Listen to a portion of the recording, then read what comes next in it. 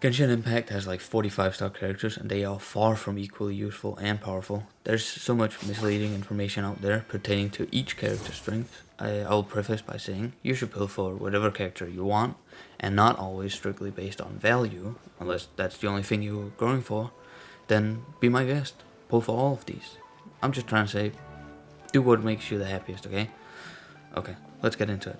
First up, we got Nilou.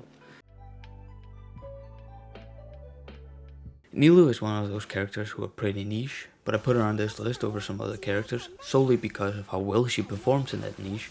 She won't work in every team, in fact, she'll only really work in a Bloom team, but the numbers she can put up in the Bloom team are absolutely wild, and there isn't really an alternative that comes to close.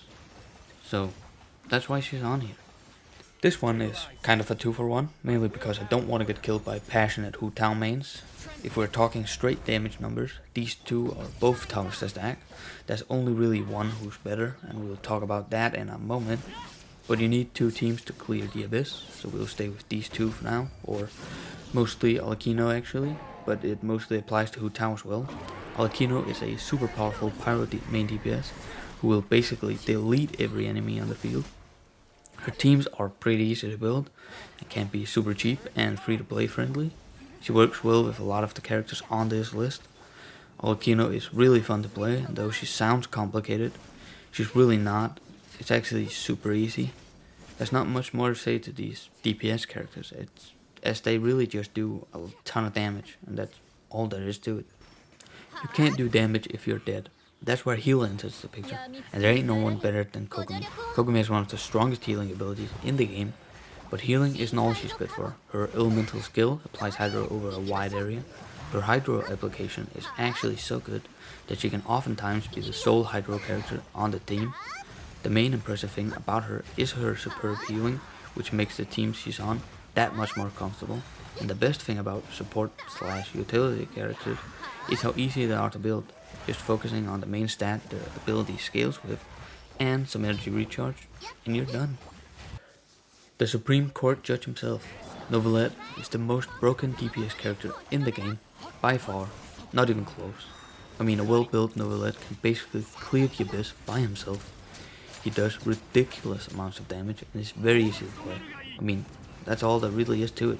He deserves a more detailed description, but going into detail would take too long. And the main important thing about him is that he deletes enemies off the field, like they weren't ever even there. If Novelette is an unstoppable force, Zhongli is the immovable object. If you suck at the game, this is the character for you. Nah, I'm just kidding. Kinda. Kinda not. Or maybe you just want a more comfortable team to play, where you don't have to worry about dying. He is by far the best shield in the game, and the shield he provides is so strong and lasts for so long that you seriously don't have to worry about taking damage. He is the ultimate comfort character, and he makes the game so easy. Arguably, maybe too easy, but sometimes you don't want to dodge everything, he just makes every team into a super comfortable one. That's why he's on here. The most charming film director and actor in the whole of Tibet, Farina is an excellent Hydro support and sub DPS character. Her sub DPS damage can actually be kinda wild, and her damage increase that she can provide to your main DPS character is incredible. She can actually provide up to a 75% damage boost, which is the highest of any support character in the game, in theory and sometimes in practice, but it's complicated. And the reason that she isn't higher on the list is that her insane damage buff is hidden behind a fairly complicated system, and only some teams are able to bring out her full potential. But even if you don't bring out her full potential, her damage buff is still great. Her own sub DPS damage is also great. So overall, she is a versatile and powerful Hydro support and sub DPS character. Her Excellency, the Almighty Narukami Ogosho, how do you say that? Ogosho. I don't know. God of Thunder, Raiden Shogun might just be the most versatile character in the game, or the second most versatile. More on that later. Characters are usually put into three roles, those being main DPS, or the main damage dealer on the team, and sub DPS being a character that does damage but who isn't doing the most damage on the team, and the last one being support. You can break all of these into more specific roles, but those are the most important ones, and Raiden can excel in all of those. She is a formidable main DPS, she is a capable sub DPS, and a very useful electro support. She is just that versatile, and that's why she is this high on the list. Dendro reactions are some of the biggest damage dealing reactions in the game, and there are no better at applying Dendro than Nahida. She can constantly apply tons of Dendro with literally no downtime to enable constant and endless reactions. She can apply it to every enemy on the field at once.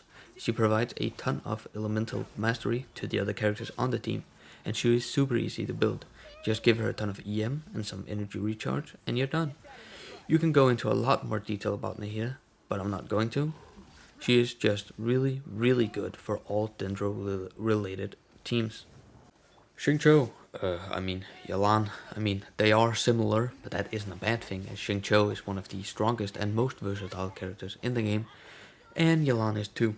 She is primarily a sub DPS character and probably the best one in the game, that can work as a powerful hydro applicator for Hu Tao or whoever needs it really.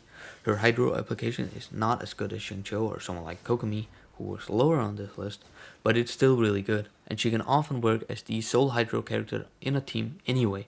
Her sub DPS damage is really, really good, and the best part of it is that she's super easy to play. Not even to mention her passive skills that gives the actor character a damage boost every second up to a 50%, and her dash skill is fun and useful exploring the overworld. Here is an honorable mention. As I mentioned earlier, Dendro reactions do stupid amounts of damage, and Alhaven is a main DPS who's able to take advantage of those reactions. Strictly speaking, his damage numbers are some of the best in the game, and there isn't really much more to it. He's pretty cool, and on top of that, he's quite fun to play. Kazuha, he is just the best support in the game. There's really just nothing close to him.